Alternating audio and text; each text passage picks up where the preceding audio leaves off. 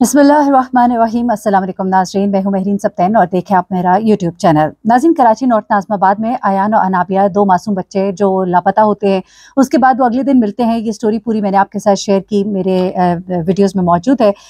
लेकिन इस स्टोरी के अंदर अब कुछ बड़ी नई चीज़ें आई हैं और हमारे जो सोशल नॉर्म्स हैं उनको झंझोड़ के रख दिया है इस वीडियो ने।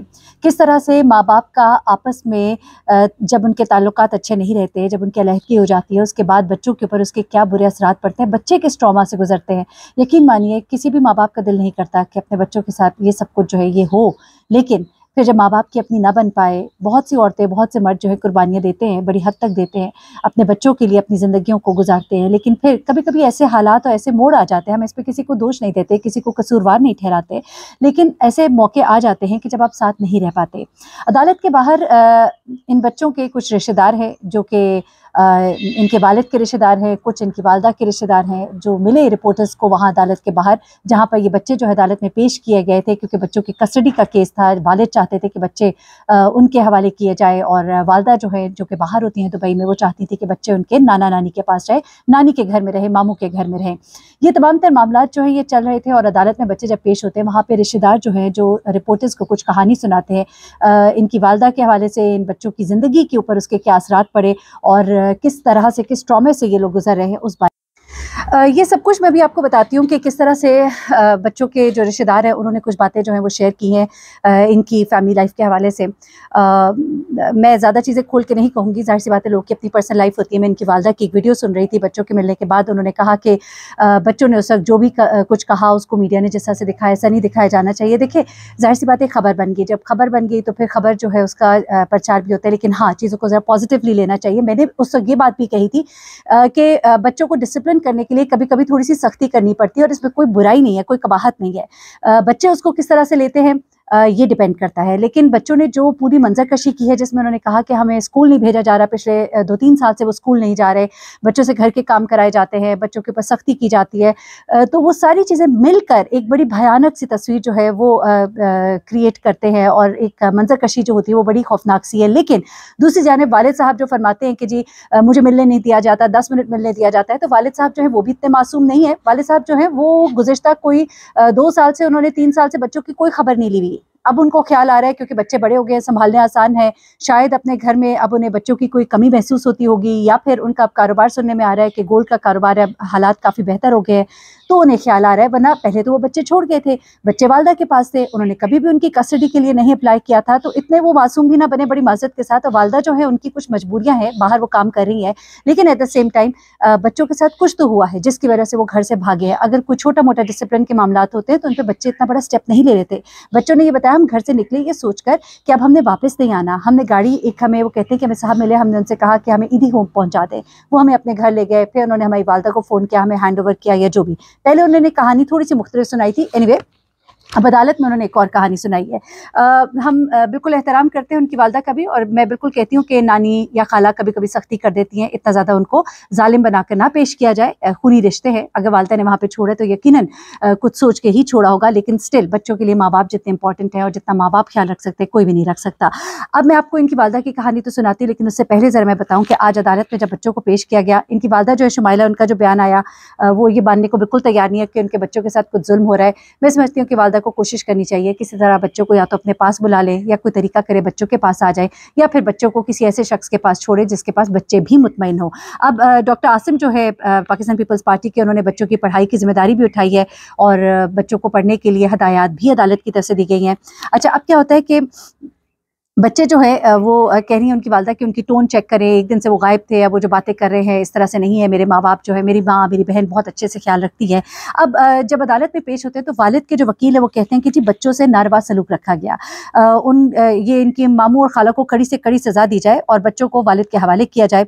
2 साल से इन्हें स्कूल नहीं भेजा जा रहा, 3 साल से स्कूल नहीं भेजा जा रहा, 2 साल से बाप से नहीं मिलने दिया जा रहा, और इन्हें बाप के हवाले कर देना चाहिए, ये कहना था बाप के वकील का अदालत में। लेकिन जो मामू के वकील हैं वो कहते हैं कि जी 2 साल से तो बाप ने कभी अता पता नहीं लिया, कभी कोई खर्चा पानी नहीं दिया, जब से वालदा जो है इनके वालिद से अलग है तो तब से तो उन्होंने मुड़ के कोई हाल ही नहीं पूछा, अपनी शादी कर ली, अपनी ज़िंदगी गुजार रहे हैं। अब जो तफ्तीशी अफसर है वो ये कहते हैं कि बच्चों ने हमें ये बताया है कि उन पर जुल्म सितम होता है, मारपीट होती है, स्कूल भी छुड़ा दिया है, घर से निकले, गाड़ी वाले से कहा कि ईदी होम पहुंचा दें, गाड़ी वाला घर ले गया, सुबह वालदा को फ़ोन करके कहा कि एक मॉल है वहाँ पर हम छोड़े हैं, वहाँ से इनको ले जाइए।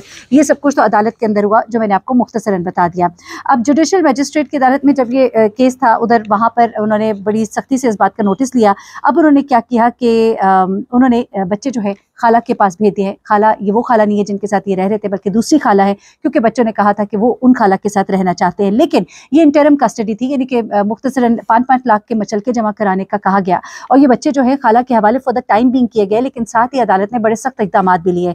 उन्होंने साथ ही साथ खाला और बच्चों को पाबंद कर दिया, बच्चों को लेके वो इस इलाके से, जिस इलाके में वो खाला मौजूद है, वहाँ से बाहर नहीं जा सकती। उस इलाके के थाने के अफसर की जिम्मेदारी लगा दी है कि हर हफ्ते उन्होंने जाना है, बच्चों को मिलना है, रिपोर्ट जमा करानी है अदालत में। उसके अलावा बच्चों का नाम और खाला का नाम जो है ECL में डाल दिया गया है कि कहीं ऐसा ना हो कि बच्चों को खाला जो है लेकर वालदा के पास छोड़ा है, दुबई ना चले जाए, क्योंकि अभी केस जो है वो अदालत में है, बच्चों को माँ के पास छोड़ना है या बाप के पास। अलबत्ता अदालत ने फौरी तौर पर वालिद के हवाले बच्चों को नहीं किया, बल्कि उन्होंने कहा कि गार्डियन की एप्लीकेशन होती है वो आप दे दीजिए, तो फिर बच्चे जो है किसके हवाले करने देखा जाएगा। अलबत्ता अदालत ने इस बात का भी नोटिस लिया कि बच्चे जो है वालिद ने पहले क्यों नहीं अपने पास रखने का सोचा, पहले क्यों नहीं रजू किया, उन तमाम चीज़ों को भी देखा जाएगा और फिर जो है फैसला कोई किया जाएगा।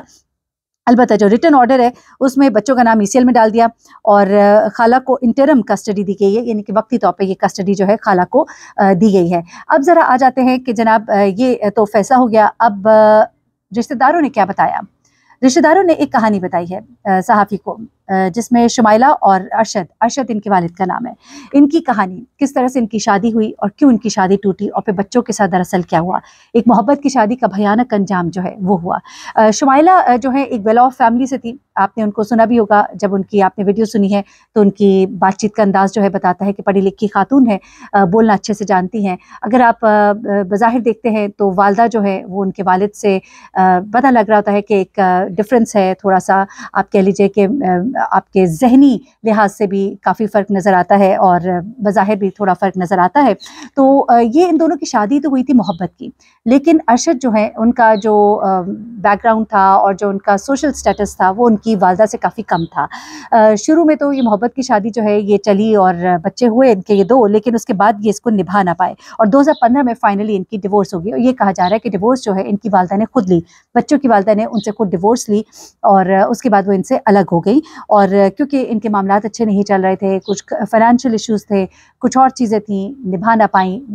आपका एक मेंटली अगर आप लोग आपस में मैच नहीं कर रहे होते, मेरी बात आप समझ सकते हैं, तो भी बहुत से गैप आ जाते हैं और ये गैप जो है ये फाइनली तलाक की सूरत में सामने आया। वालिद ने दूसरी शादी कर ली, वालदा जो है वो कोई 2-1 साल हो गए गालबन या 2.5 साल हुए हैं, वो मुल्क छोड़ के चली गई हैं। होती है UAE में होती है, वहाँ पे वो जॉब कर रही हैं अपने घर का एक सिस्टम चलाने के लिए, वहाँ पर अपने आप को इस्टेब्लिश करने के लिए। सुनने में ये भी आया कि वालदा का इरादा था बच्चों को अपने पास बुलाने का, लेकिन अभी उनके हालात ऐसे नहीं है कि वो बच्चों को अपने पास बुलाएं, मजबूरन उनको बच्चों को यहाँ पर छोड़ना पड़ा है। और नानी जो है वो यकीनन बच्चों से बहुत प्यार करती हैं, ये कहना गलत होगा कि नानी की तरफ से कोई जुल्म सितम, लेकिन हाँ बच्चे जब तंग करते हैं थोड़ा सा डिसिप्लिन करना पड़ता है, लेकिन शायद यहाँ पर मामला डिसिप्लिन से ज़्यादा के थे। कुछ ऐसा रवैया रखा गया बच्चों के साथ जिसकी बिना पर बच्चे बहुत ज़्यादा मुतनफ़िर हुए, उनके साथ ज़्यादती तो हुई है, ये मामला तो दुरुस्त है। बच्चे बहुत परेशान हैं, बच्चों के लिए मुसीबत खड़ी हो गई है, कोई पता नहीं, बच्चे जो है लगता है बज़ाहिर के वालिद के पास नहीं जाना चाहते। ये कहा जा रहा है कि वालिद के हालात अच्छे हो गए हैं, गोल्ड का कारोबार कर रहे हैं और अब इसलिए वो अपने बच्चों को अपने पास लाना चाह रहे हैं, ले जाना चाह रहे हैं। लेकिन अब अदालत इन चीज़ों को देखेगी कि वो बाप पहले कहाँ था जिस वक्त बच्चों को उनकी ज़रूरत थी, जब बच्चे छोटे थे। क्योंकि ये भी बताया जा रहा है कि ना बच्चों की कस्टडी के लिए कभी उन्होंने कहा कुछ, बच्चे सीधे साधे वालदा के हवाले कर दिए, मुड़कर पूछा भी नहीं, कोई खबरगिरी नहीं की। हाँ, मिलने के लिए ज़रूर मौजूद थे, लेकिन खर्चा उठाने के लिए, सर पे हाथ रखने के लिए गालबन वो मौजूद नहीं थे, जिस चीज़ का अब नोटिस जो है अदालत में लिया जा रहा है। और 2015 के उस वक्त के बच्चे जो है 3-4 साल के थे, अब बच्चे जो हैं थोड़े बड़े हो गए हैं, समझदार हो गए हैं। बच्चों के लिए ज़रा मुश्किल वक्त है। यकीनन वालदा के पास तो वो जाना चाहते होंगे, लेकिन अभी वालदा के पास जाने का इम्कान जो है वो नज़र नहीं आ रहा। ऐसे में अदालत ने ECL में नाम भी डाल दिए हैं कि ऐसा ना हो कि कहीं बच्चों को यहाँ से वहाँ भेज दिया जाए, तो मामला जब तक अदालत में हल नहीं हो जाते। तो जनाब ये तमाम तफसीलात है मैंने आपके सामने रखती हूँ। अपना बहुत ख्याल रखिएगा, दुआ में याद रखिएगा। अल्लाह हाफ़िज़।